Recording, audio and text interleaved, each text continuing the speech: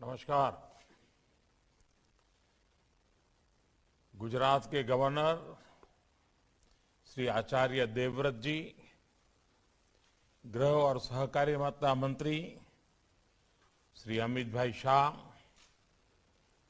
केंद्रीय कृषि और किसान कल्याण मंत्री नरेंद्र सिंह तोमर जी, गुजरात के मुख्यमंत्री श्री भूपेंद्र भाई पटेल जी, उत्तर प्रदेश के मुख्यमंत्री योगी आदित्यनाथ जी, अन्य सभी महानुभाव, देश के कोने कोने से हजारों की संख्या में जुड़े मेरे किसान भाई और बहनों, देश के कृषि सेक्टर, खेती, किसानी के लिए आज का दिवस बहुत ही महत्वपूर्ण है। मैंने देश भर के किसान साथियों से आग्रह किया था कि नेचुरल फार्मिंग के नेशनल कॉन्क्लेव से जरूर जुड़े। और जैसा अभी कृषि मंत्री तोमर जी ने बताया, करीब करीब 8 करोड़ किसान टेक्नोलॉजी के माध्यम से देश के हर कोने से हमारे साथ जुड़े हुए हैं। मैं सभी किसान भाई बहनों का स्वागत करता हूं, अभिनंदन करता हूं। मैं आचार्य देवव्रत जी का भी हृदय से अभिनंदन करता हूं। मैं बहुत ध्यान से एक विद्यार्थी की तरह आज मैं उनकी बातें सुन रहा था। मैं स्वयं तो किसान नहीं हूं, लेकिन बहुत आसानी से मैं समझ पा रहा था कि प्राकृतिक कृषि के लिए क्या चाहिए, क्या करना है।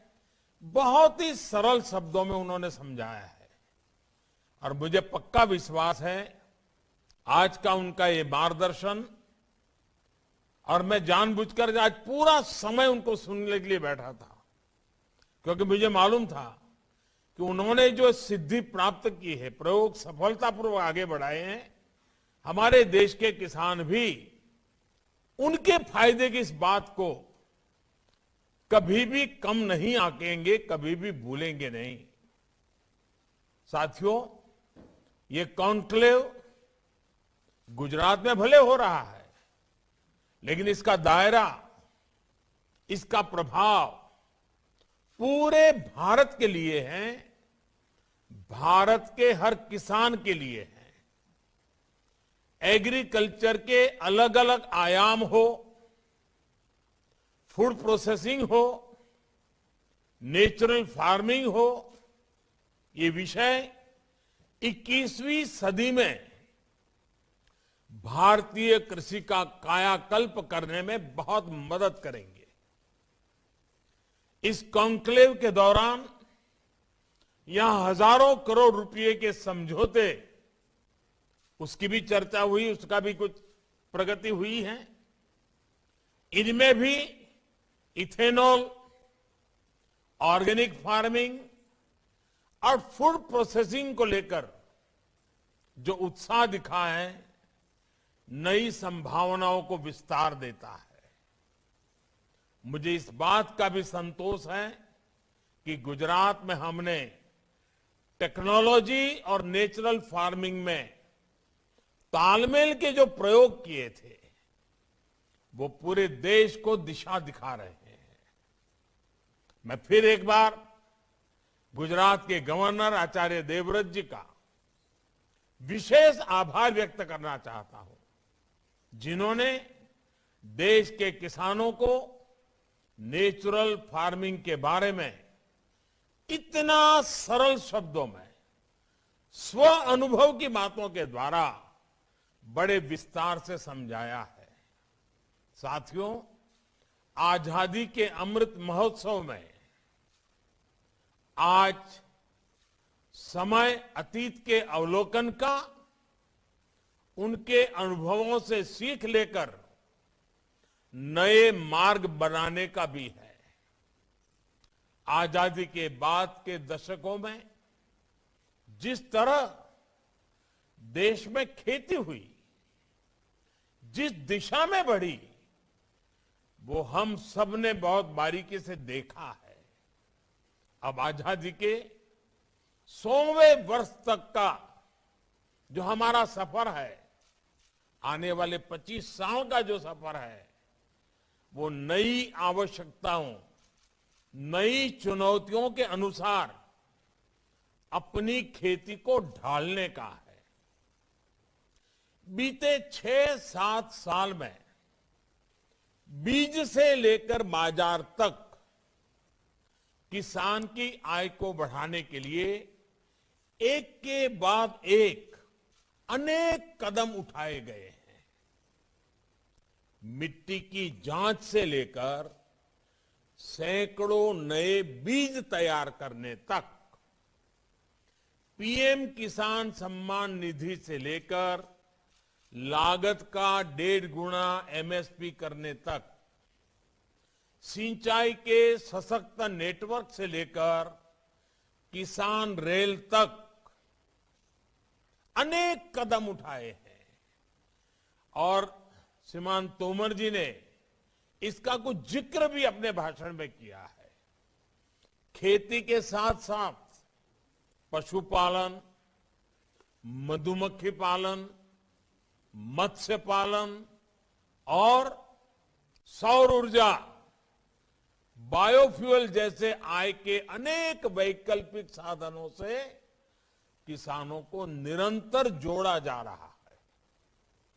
गांवों में भंडारण, कोल्ड चेन और फूड प्रोसेसिंग को बल देने के लिए लाखों करोड़ रुपए का प्रावधान किया है।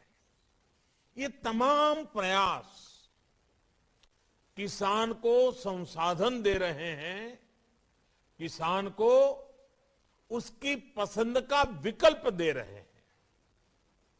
लेकिन इन सब के साथ एक महत्वपूर्ण प्रश्न हमारे सामने है। जब मिट्टी ही जवाब दे, जब मिट्टी ही जवाब दे जाएगी, तब क्या होगा? जब मौसम ही साथ नहीं देगा, जब धरती माता के गर्भ में पानी सीमित रह जाएगा, तब क्या होगा? आज दुनिया भर में खेती को इन चुनौतियों से दो चार होना पड़ रहा है।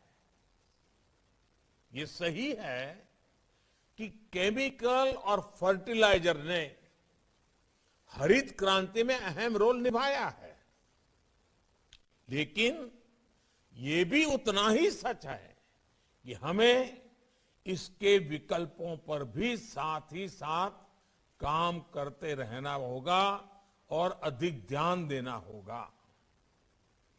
खेती में उपयोग होने वाले कीटनाशक और केमिकल फर्टिलाइजर हमें बड़ी मात्रा में इंपोर्ट करना पड़ता है। बाहर से, दुनिया के देशों से अरबों खरबों रुपया खर्च करके लाना पड़ता है।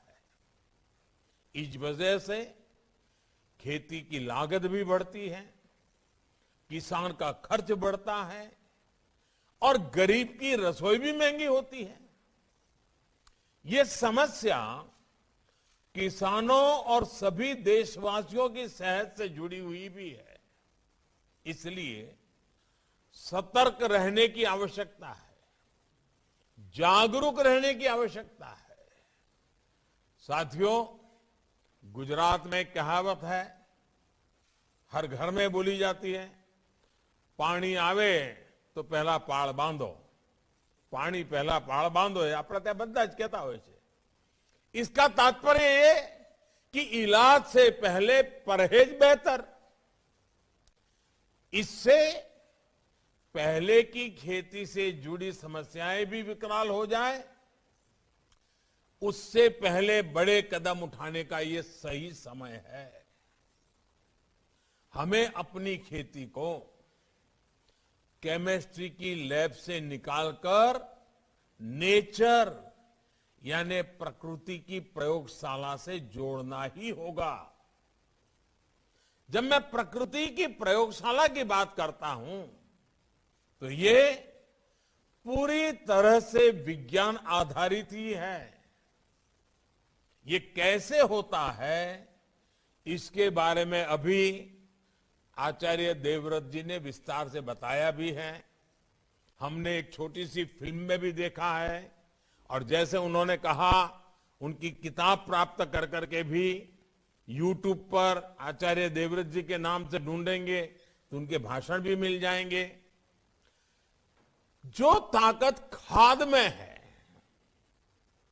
फर्टिलाइजर में है, वो बीज, वो तत्व प्रकृति में भी मौजूद है। हमें बस उन जीवाणुओं की मात्रा धरती में बढ़ानी है जो उसकी उपजाऊ शक्ति को बढ़ाना है। कई एक्सपर्ट्स कहते हैं कि इसमें देसी गायों की भी अहम भूमिका है। जानकार कहते हैं कि गोबर हो, गोमूत्र हो, इससे आप ऐसा समाधान तैयार कर सकते हैं जो फसल की रक्षा भी करेगा और उर्वरा शक्ति को भी बढ़ाएगा। बीज से लेकर मिट्टी तक सबका इलाज आप प्राकृतिक तरीके से कर सकते हैं।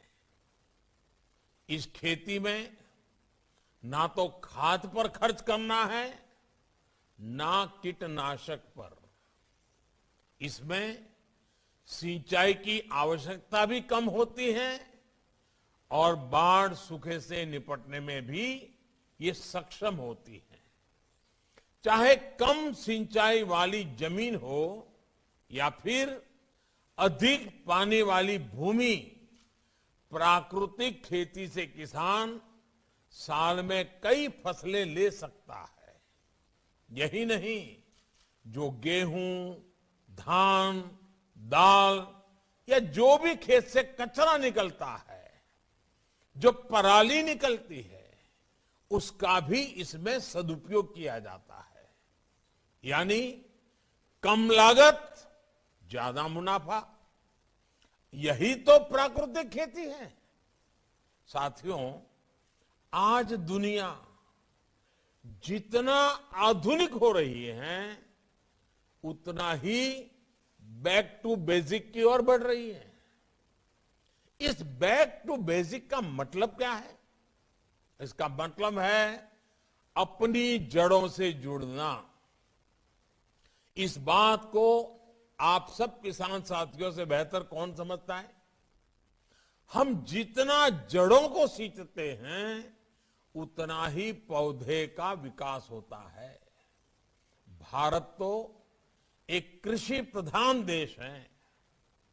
खेती किसानी के इर्द गिर्द ही हमारा समाज विकसित हुआ है, परंपराएं पोषित हुई है, पर्व त्योहार बने हैं। यहां देश के कोने कोने से किसान साथी जुड़े हैं।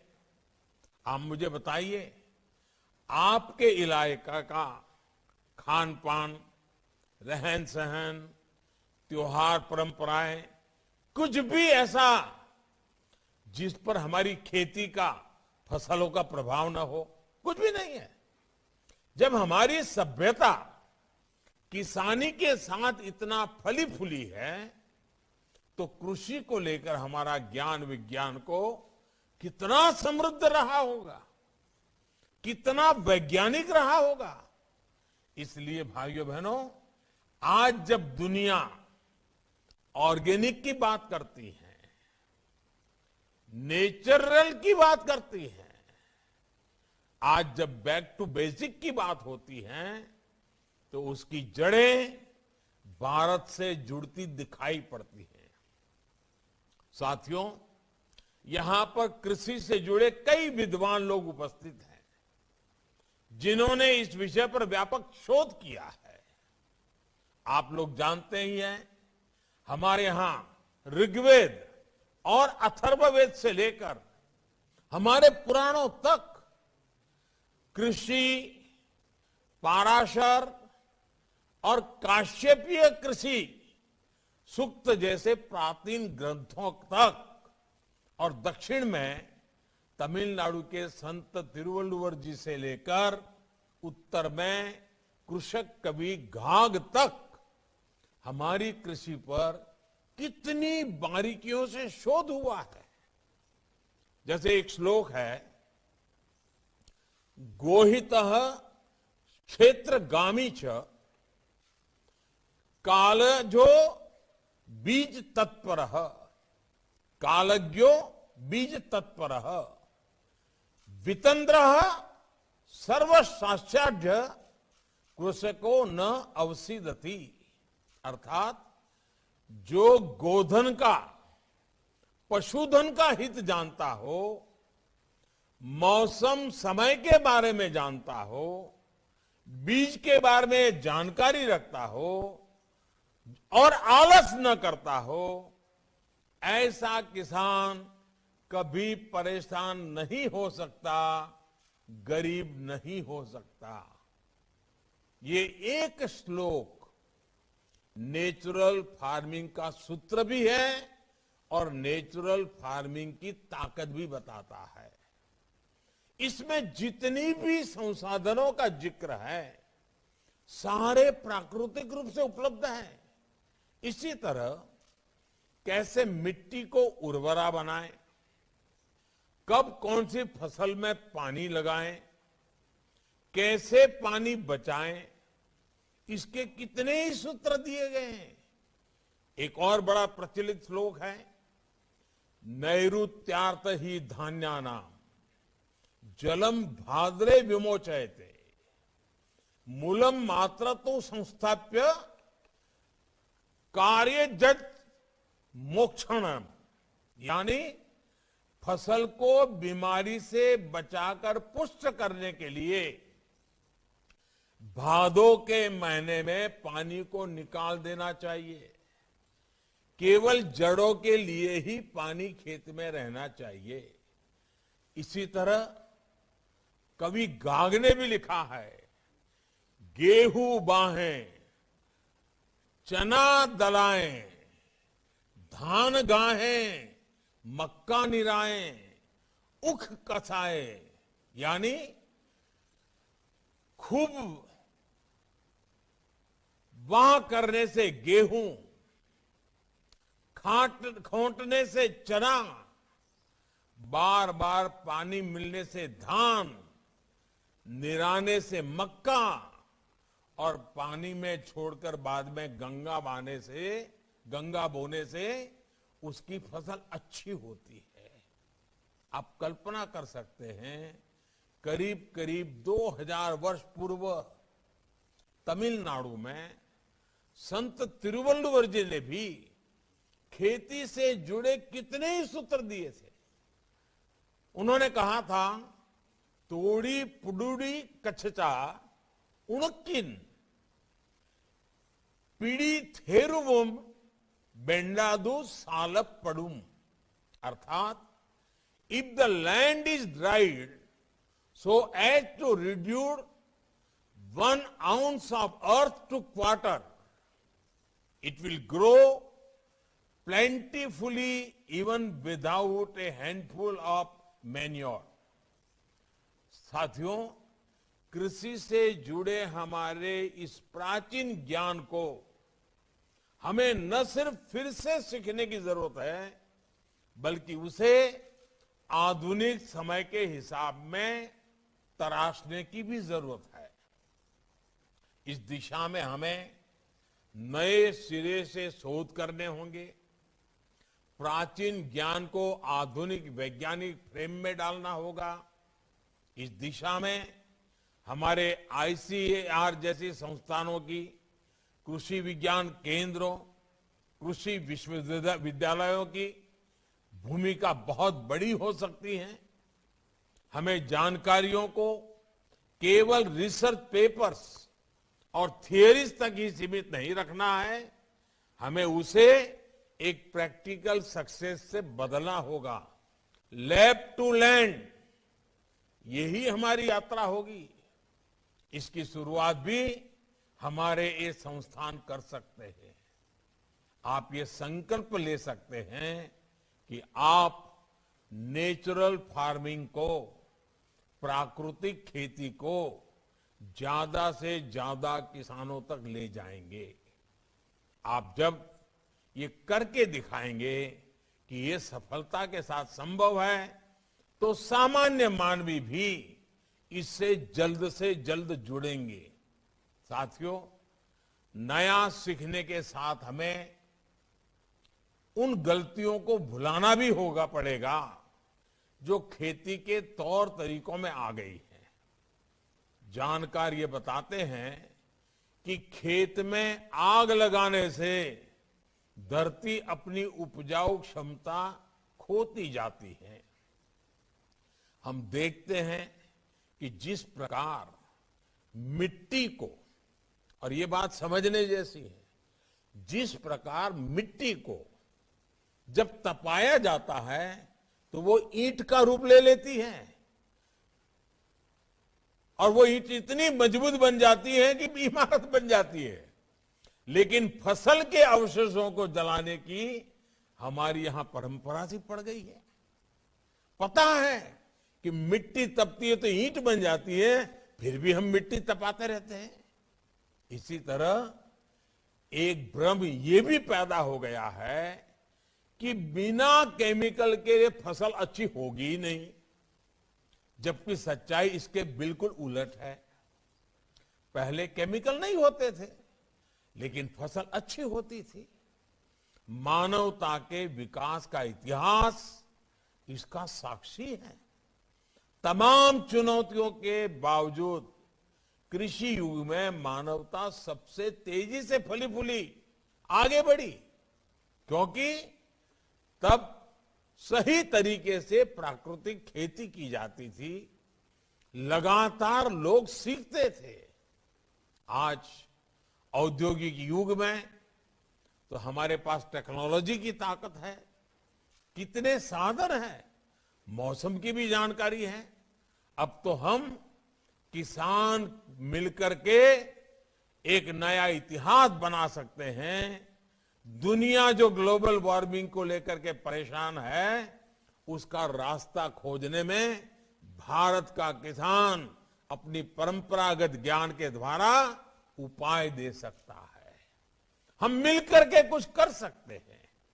भाइयों और बहनों, नेचुरल फार्मिंग से जिन्हें सबसे अधिक फायदा होगा वो है हमारे देश के 80% छोटे किसान।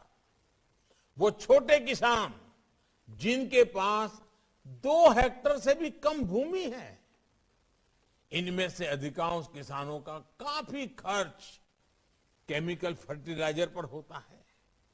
अगर वो प्राकृतिक खेती की तरफ मुड़ेंगे तो उनकी स्थिति और बेहतर होगी। भाइयों और बहनों, प्राकृतिक खेती पर गांधी जी की कही ये बात बिल्कुल सटीक बैठती है। जहां शोषण होगा वहां पोषण नहीं होगा। गांधी जी कहते थे कि मिट्टी को अलटना, पटलना, भूल जाना, खेत की गुडाई भूल जाना एक तरह से खुद को भूल जाने की तरह है। मुझे संतोष है कि बीते कुछ सालों में देश के अनेक राज्यों में इसे सुधार आ रहा है। हाल के वर्षों में हजारों किसान प्राकृतिक खेती को अपना चुके हैं। इनमें से कई तो स्टार्टअप्स हैं, नौजवानों के हैं। केंद्र सरकार द्वारा शुरू की गई परंपरागत कृषि विकास योजना से भी उन्हें लाभ मिला है। इसमें किसानों को प्रशिक्षण भी दिया जा रहा है और इस खेती की तरफ बढ़ने के लिए मदद भी की जा रही है। भाई और बहनों, जिन राज्यों के लाखों किसान प्राकृतिक खेती से जुड़ चुके हैं, उनके अनुभव उत्साहवर्धक है। गुजरात में प्राकृतिक खेती को लेकर हमने बहुत पहले प्रयास शुरू कर दिए थे। आज गुजरात के अनेक हिस्सों में इसके सकारात्मक असर दिखने को मिल रहे हैं। इसी प्रकार हिमाचल प्रदेश में भी तेजी से इस खेती के प्रति आकर्षण बढ़ रहा है। मैं आज देश के हर राज्य सरकार से यह आग्रह करूंगा कि वो प्राकृतिक खेती को जन आंदोलन बनाने के लिए आगे आए। इस अमृत महोत्सव में हर पंचायत का कम से कम एक गांव जरूर प्राकृतिक खेती से जुड़े। ये प्रयास हम सब कर सकते हैं। और मैं किसान भाइयों को भी कहना चाहता हूं, मैं ये नहीं कहता कि आपकी अगर 2 एकड़ भूमि है या 5 एकड़ भूमि है तो पूरी जमीन पर ही प्रयोग करो। आप थोड़ा खुद अनुभव करो। चलिए भी उसमें से एक छोटा हिस्सा ले लो, आधा खेत ले लो, 1/4 खेत ले लो, एक हिस्सा तय करो, उसमें ये प्रयोग करो। अगर फायदा दिखता है तो थोड़ा विस्तार बढ़ाओ। 1-2 साल में आप धीरे धीरे पूरे खेत में इस तरफ चले जाओगे, दायरा बढ़ाते जाओगे। मेरा सभी निवेश साथियों से भी आग्रह है कि ये समय ऑर्गेनिक और प्राकृतिक खेती में इनके उत्पादों की प्रोसेसिंग में जम करके निवेश का समय है। इसके लिए देश में ही नहीं बल्कि पूरे विश्व का बाजार हमारा इंतजार कर रहा है। हमें आने वाली संभावनाओं के लिए आज ही काम करना है। साथियों, इस अमृत काल में दुनिया के लिए फूड सिक्योरिटी और प्रकृति से समन्वय का बेहतरीन समाधान हमें भारत से देना है। क्लाइमेट चेंज समिट में मैंने दुनिया से लाइफस्टाइल फॉर एनवायरमेंट यानी लाइफ को ग्लोबल मिशन बनाने का आह्वान किया था। 21वीं सदी में इसका नेतृत्व भारत करने वाला है, भारत का किसान करने वाला है। इसलिए आइए आजादी के अमृत महोत्सव में मां भारती की धरा को रासायनिक खाद और कीटनाशकों से मुक्त करने का संकल्प ले। दुनिया को स्वस्थ धरती, स्वस्थ जीवन का रास्ता दिखाएं। आज देश ने आत्मनिर्भर भारत का सपना संजोया है। आत्मनिर्भर भारत तभी बन सकता है जब उसकी कृषि आत्मनिर्भर बने, एक एक किसान आत्मनिर्भर बने। और ऐसा तभी हो सकता है जब अप्राकृतिक खाद और दवाइयों के बदले हम मां भारती की मिट्टी का संवर्धन गोवर्धन से करें, प्राकृतिक तत्वों से करें। हर देशवासी हर चीज के हित में, हर जीव के हित में प्राकृतिक खेती को हम जन आंदोलन बनाएंगे। इसी विश्वास के साथ मैं गुजरात सरकार का, गुजरात के मुख्यमंत्री जी का, उनकी पूरी टीम का इस इनिशिएटिव के लिए, पूरे गुजरात में इसको एक आंदोलन का रूप देने के लिए और आज पूरे देश के किसानों को जोड़ने के लिए मैं संबंधित सभी का हृदय से बहुत बहुत अभिनंदन करता हूं। बहुत बहुत धन्यवाद।